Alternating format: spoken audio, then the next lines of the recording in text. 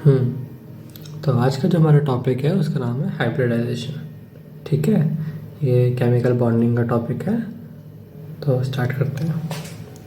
तो सबसे पहली चीज़ आती है हाइब्रिडाइजेशन। हाइब्रिडाइजेशन होता क्या है? अगर इसे डेफिनेशन वाइज समझा जाए तो फिर क्या है? It is a process of intermixing of atomic orbitals to form hybrid orbital of equal energy and identical shape. जैसे देखो, अब नीट में सबसे पहला सवाल आपको वहीं पे मिल सकता है, ठीक है, कि जो इंटरमिक्सिंग होती है एटॉमिक ऑर्बिटल की टू फॉर्म हाइब्रिड ऑर्बिटल्स, उनकी इक्वल एनर्जी होनी चाहिए और आइडेंटिकल शेप बननी चाहिए। ठीक है, तो सबसे पहले तो आपका डेफिनेशन पे ही सवाल बन सकता है, तो डेफिनेशन याद होनी बिल्कुल ज़रूरी है हाइब्रिडाइजेशन की। ठीक, लेकिन अगर हमें हाइब्रिडाइजेशन को इन जनरल समझना है तो ज़्यादा कुछ नहीं होता, बस शेप को थोड़ा आइडेंटिफाई करने के लिए हमारे काम आता है। अब जैसे मान लो CH4 है, मीथेन है, हमें कैसे पता कि वो टेट्राहीड्रली बनेगा? तो उन चीज़ों के लिए वो लीनियर क्यों नहीं बन सकता या प्लेनर क्यों नहीं बन सकता? ठीक है, तो उन चीज़ों के लिए हाइब्रिडाइजेशन एक रोल प्ले करता है कि हम आसानी से जो कोई मॉलिक्यूल है उसकी शेप को आइडेंटिफाई कर पाए। तो अब देखो, हाइब्रिडाइजेशन जो होती है वो थोड़ा बहुत जनरल आइडिया तो है ही आपको कि sp sp2 sp3 sp3d sp3d2 ऐसे होती है हाइब्रिडाइजेशन, है ना। तो देखो, सबसे पहले समझेंगे कि सपोज अगर हाइब्रिडाइजेशन sp है, अगर हाइब्रिडाइजेशन sp है तो शेप बनती है लीनियर। ये पहले आपको एक टेबल याद होनी ज़रूरी है, ठीक है, इस टेबल के बिना चीज़ें मुश्किल है। अगर देखो हाइब्रिडाइजेशन sp है तो शेप बनती है लीनियर। अगर हाइब्रिडाइजेशन sp2 है तो शेप बनती है ट्राइगोनल प्लेनर। अगर हाइब्रिडाइजेशन sp3 है तो शेप बनती है टेट्राहीड्रल।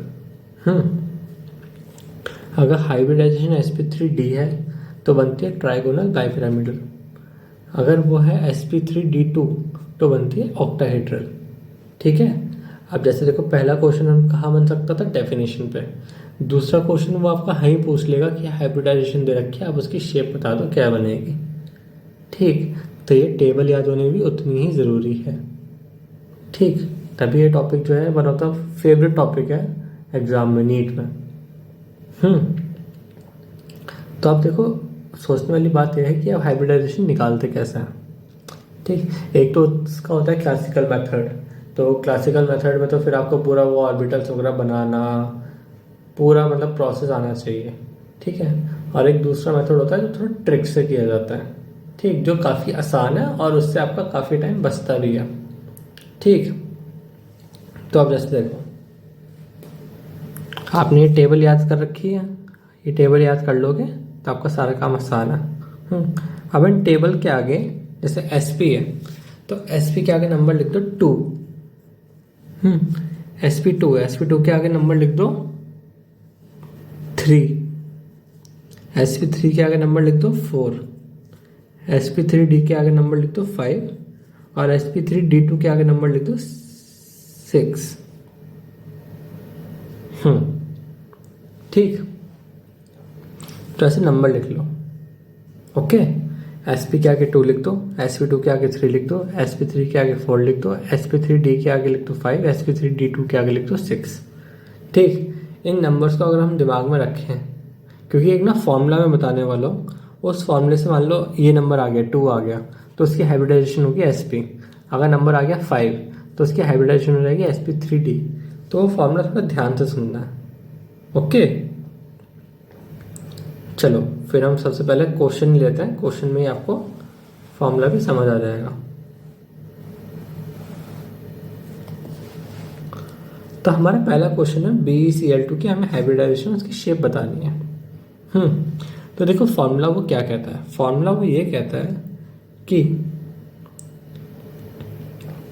जितने भी आपके एलिमेंट उस मॉलिक्यूल के अंदर आ रहे हैं, उस कंपाउंड के अंदर आ रहे हैं, ठीक, उसके आपको वैलेंस इलेक्ट्रॉन्स को लेना है, ठीक है, उनको ऐड करना है और उसको 8 से डिवाइड करना है। क्या करना है, एक बार दोबारा कि जितने भी एलिमेंट्स हैं उनके वैलेंस इलेक्ट्रॉन्स को लेना है, ठीक है।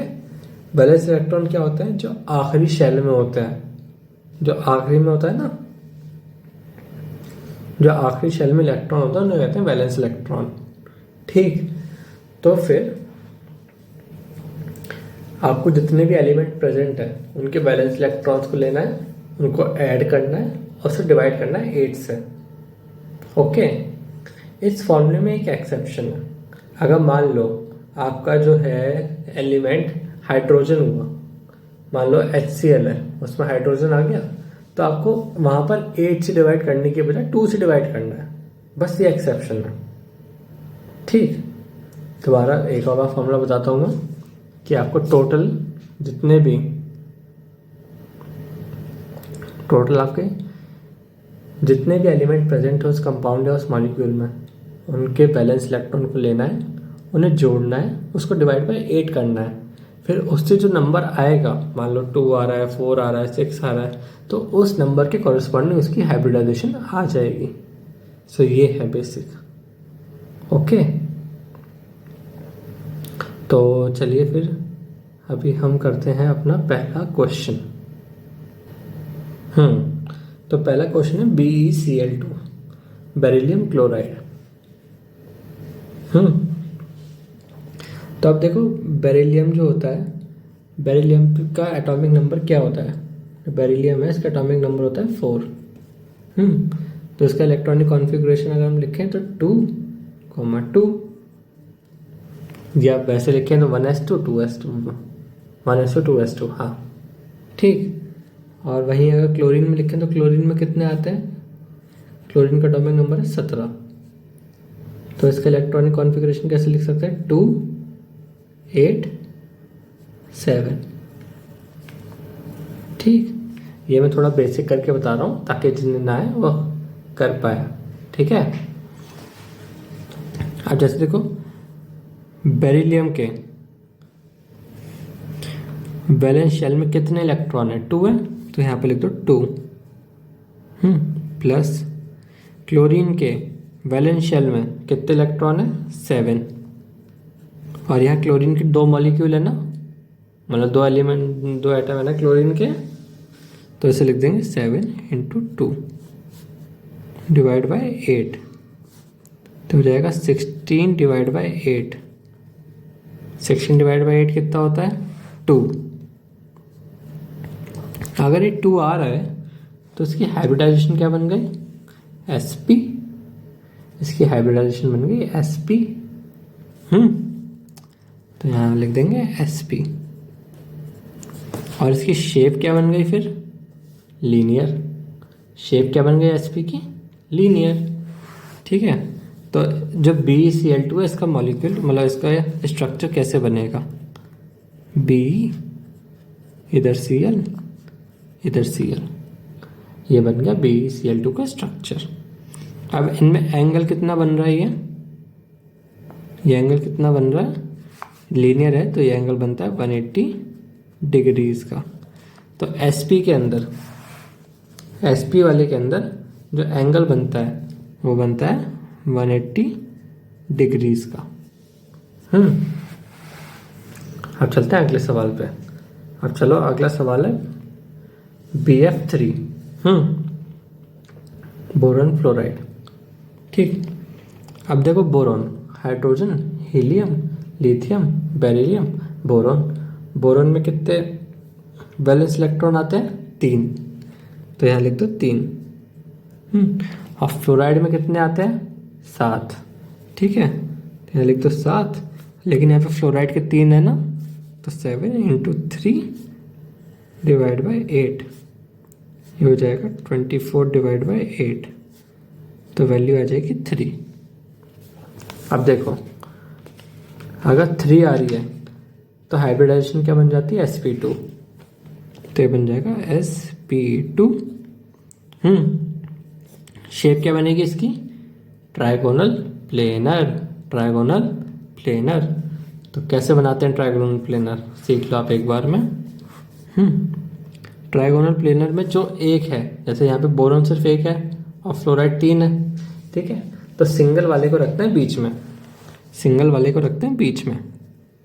और बाकी फ्लोरीन को रखते हैं, जैसे पंखा होता है ना, पंखा हमारे घर में पंखा होता है ना, वो ट्राइगोनल प्लेनर स्ट्रक्चर है। बीच में देखो पंखे में क्या होता है, बीच में एक गोला होता है, वो गोला यहाँ पे बोरॉन है, और जो उसकी पंखुड़ियाँ हैं वो यहाँ पे फ्लोरीन है। ठीक, तो ये बन गया ऐसे।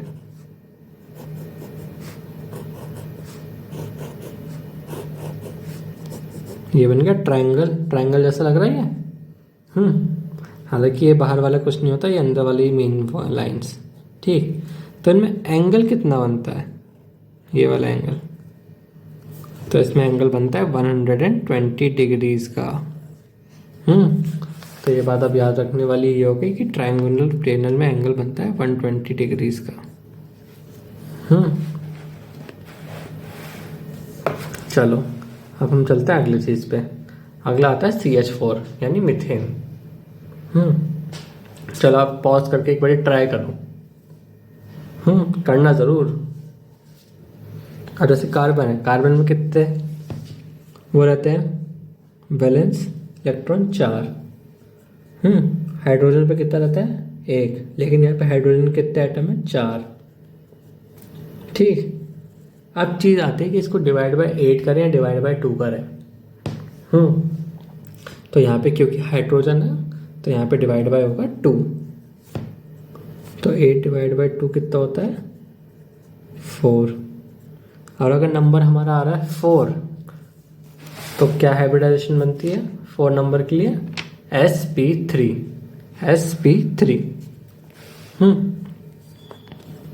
तो इसकी हाइब्रिडाइजेशन होगी sp3। अब sp3 को बनाते कैसे हैं वो भी देखो। इसमें देखो कार्बन को रखो सेंटर पे और 4 हाइड्रोजन है, तो एक हाइड्रोजन आता है ऐसे ऊपर, और 3 आते हैं नीचे।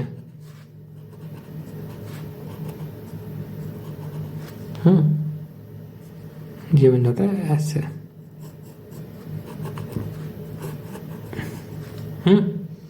ये हो गया स्ट्रक्चर। अब इनमें एंगल कितना बनता है, एंगल बनता है 109 डिग्रीज का।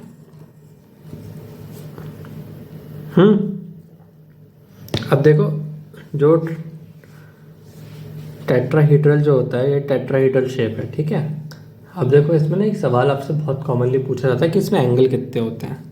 तो इसमें एंगल की बात करें तो एंगल इसमें होते हैं टोटल 6 एंगल होते हैं 109 डिग्री के, 109 डिग्रीज के। और ट्रायंगुलर प्लेन कितने होते हैं, ट्रायंगुलर प्लेन होते हैं यहाँ पे 4। तो ये बात आपको याद रखनी है, ठीक है। टेट्राहीड्रल में 6 एंगल होते हैं और 4 ट्रायंगुलर प्लेन होते हैं, और इसमें एंगल जनरल एंगल जो होता है वो 109 डिग्री होता है। मैंने जनरल एंगल क्यों बोला, इसका आंसर आपको बहुत जल्दी मिलेगा।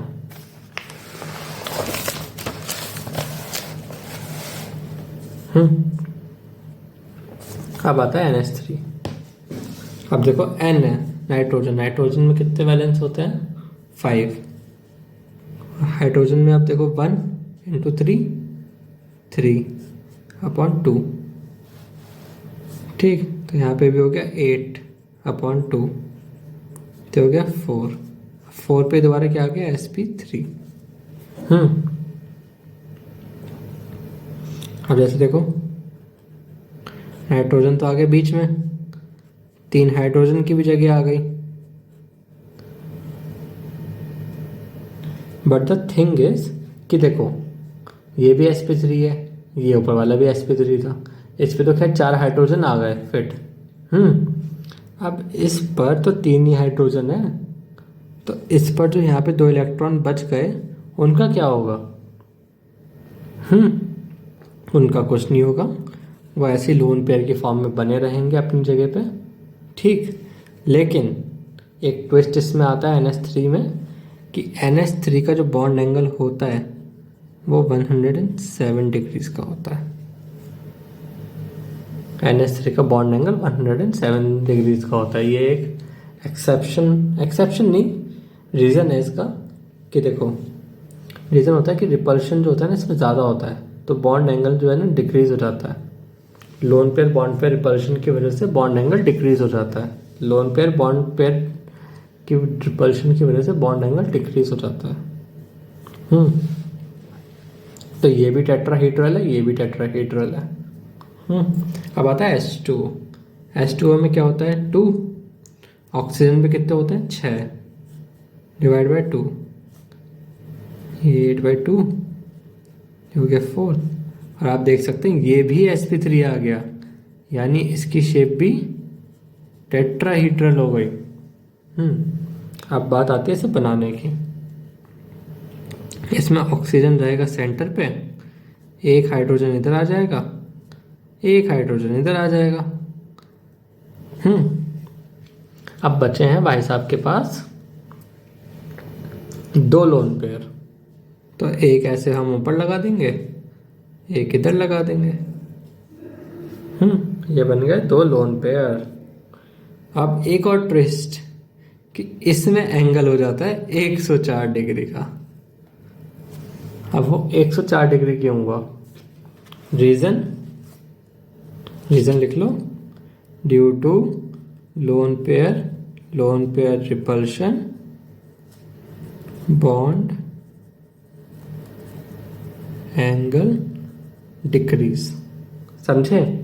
तब आप देखो ये जो 3 का है ना टेट्राहीड्रल, कि जैसे देखो CH4 भी टेट्राहीड्रल था, NH3 भी टेट्राहीड्रल था, H2O भी टेट्राहीड्रल था। ठीक, तो देखो तीनों के एंगल में डिफरेंस आया, बाकी स्ट्रक्चर को देखा जाए तो स्ट्रक्चर में ऐसा कुछ डिफरेंस नहीं आया।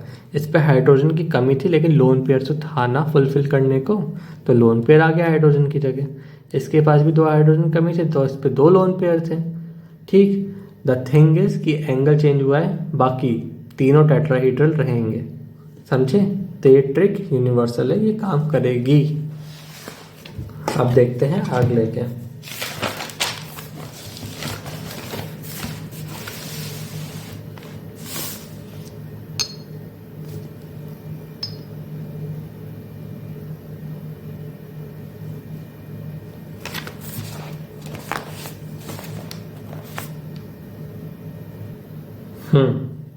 अब आता है PCl5 का। तो देखो PCl5 में क्या होता है। P फॉस्फोरस, अगर आप पीरियोडिक टेबल आपको अच्छे से याद है 20 तक की, तो आप समझ जाओगे कि फॉस्फोरस जो होता है, फॉस्फोरस में होता है 5 वैलेंस इलेक्ट्रॉन, और क्लोरीन में होता है 7, लेकिन यहाँ पे 5 क्लोरीन है, तो 7 5 तो 35। डिवाइड बाय कर देंगे 8, तो 40 डिवाइड बाई 8 जब करेंगे तो वैल्यू आएगी 5 आई। तो इसका मतलब इसकी हाइब्रिडाइजेशन क्या हो गई, sp3d। शेप क्या हो गई, ट्राइगोनल बाइपिरामिडल। अब ये बनता कैसे है ट्राइगोनल बाइपिरामिडल? सिंपल है, पहले तो देखो हमने ट्राइगोनल प्लेन बनाया था, ट्राइंगल टाइप बनाया था एक, तो इसमें भी पहले ट्राइंगल बना लो।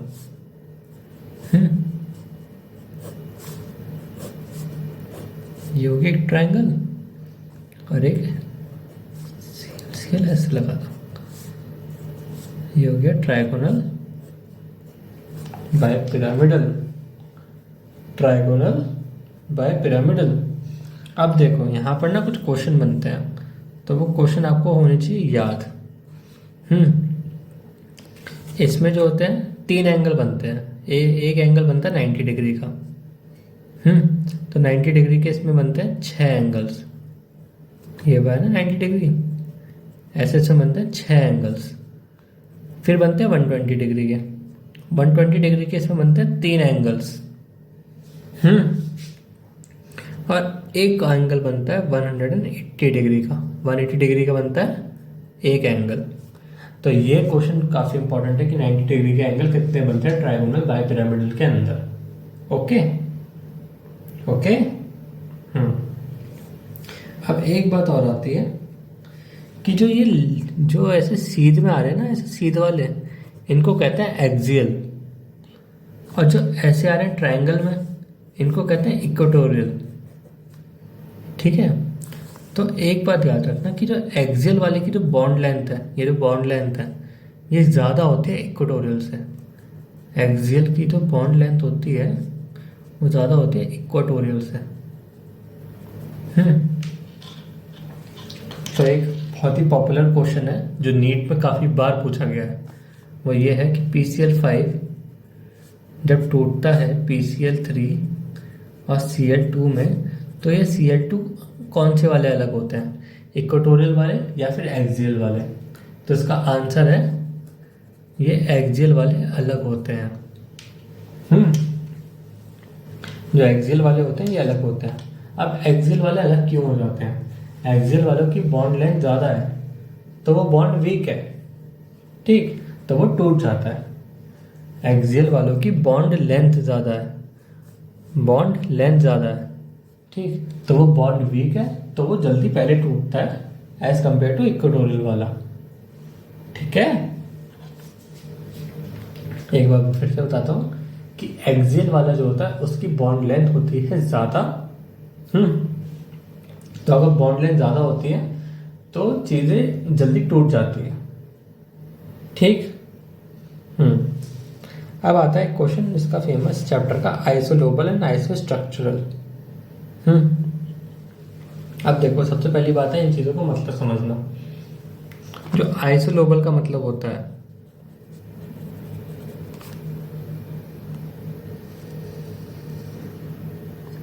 आइसोलोबल का मतलब होता है सेम हाइब्रिडाइजेशन, और आइसो एक्चुअली में सॉरी ये थोड़ा सा electronic, iso structural, sorry my bad. हाँ, आइसोलोबल और आइसो स्ट्रक्चरल का मतलब सेम होता है, ठीक है, थोड़ा कंफ्यूज हो गया था। स्ट्रक्चरल का मतलब होता है सेम, यानी मतलब होता है सेम हाइब्रिडाइजेशन। तो अब देखते हैं NH4 की। अब देखो NH4 पॉजिटिव, ठीक, N में कितने वैलेंस इलेक्ट्रॉन होते हैं? 5। हाइड्रोजन में कितने होते हैं? 1, और यहाँ पे है 4, तो 4। अब देखो यहाँ पे पॉजिटिव साइन है, तो जब भी पॉजिटिव साइन हो ना तो आपको देखते हैं कितना पॉजिटिव है। 1 पॉजिटिव है तो यहाँ से कर दो -1 और इसको डिवाइड कर दो 2 से, तो आ जाएगा, सॉल्व करके तो इसका आंसर आ जाएगा 4, तो यानी ये है sp3। अब देखो Bf3-, बोरॉन में कितने होते हैं? 3 वैलेंस इलेक्ट्रॉन, फ्लोराइड में होते हैं 7, और यहाँ पे 3 फ्लोराइड है तो 21। अब यहाँ पे देखो नेगेटिव चार्ज है, 1 नेगेटिव है तो +1 कर देंगे। नेगेटिव वाले को जोड़ते हैं, पॉजिटिव वाले को घटाते हैं, नेगेटिव वाले को जोड़ते हैं, पॉजिटिव वाले को बढ़ाते हैं, पॉजिटिव वाले को घटाते हैं, सॉरी, डिवाइड बाय 8। तो इसे जब सॉल्व करेंगे तो ये भी 4 आ गया, ये आ गया sp3, तो इसकी भी हाइब्रिडाइजेशन सेम आई, इसकी भी सेम आई, so they both are isolobal. चलो अब एक क्वेश्चन है आपके लिए, आप सॉल्व करना उसको। सॉल्व क्या करना, थोड़ा सा अच्छे से सोचना। क्वेश्चन है NH3 एंड H2, ठीक। तो इसी के साथ हाइब्रिडाइजेशन का टॉपिक यहीं पे होता है खत्म। ये बताना कि ये आइसोलोबल है कि नहीं है, ठीक। चलिए जी, थैंक यू सो मच।